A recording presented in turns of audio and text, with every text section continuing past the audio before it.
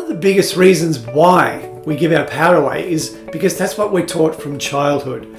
And so what we learn as a child is that we get rewarded for good behavior and punished for bad behavior. And what happens in that environment is we modify ourselves so that we don't have to feel the pain of punishment. In other words, we just want to feel safe, don't we? We want to feel safe and secure. And so we modify our behavior, and in a sense we lie to ourselves just so that we stay safe. And what happens though is by the time we get to 7, all that conditioning and the beliefs that go around what's right and wrong about us, what's good and bad about us, that's already instilled inside. And so we're pretty much now going to play that out into our adulthood. And then it just plays out in our relationships, in our work, in our personal life, our professional life, in every area of our life. And then we start to make excuses for it. We start to make excuses why we don't show up as the most authentic version of ourselves,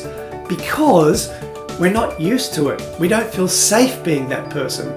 You know, we're afraid of getting rejected. We're afraid of feeling like a fraud. We're afraid of feeling ashamed or embarrassed for who we are. You know, we're afraid of our emotions. We don't know what to do. We don't know how to speak with complete freedom and full expression of who we are. That's what we're afraid of, because we might not be accepted.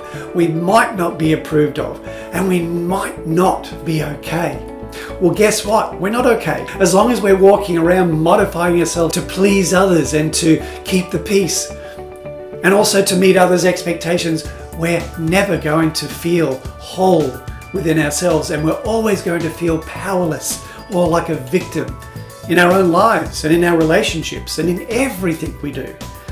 So to go beyond that, to change that program, to make a shift in the way we show up in the world, it takes a bit of courage.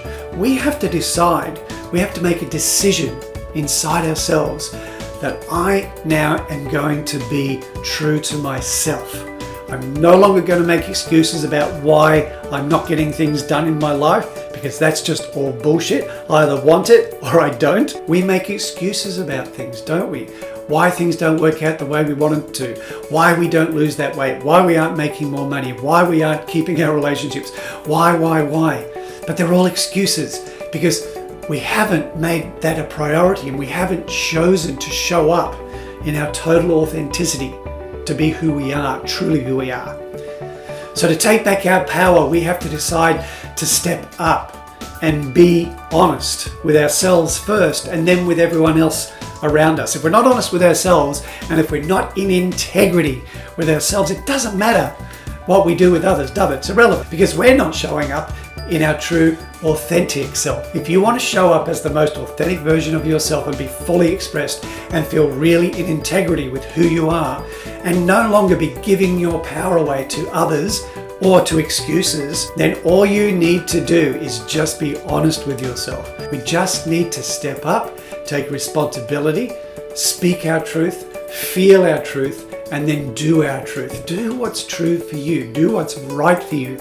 Do what's aligned for you. Then there's no need to take your power back, because you are walking as the most empowered version of yourself.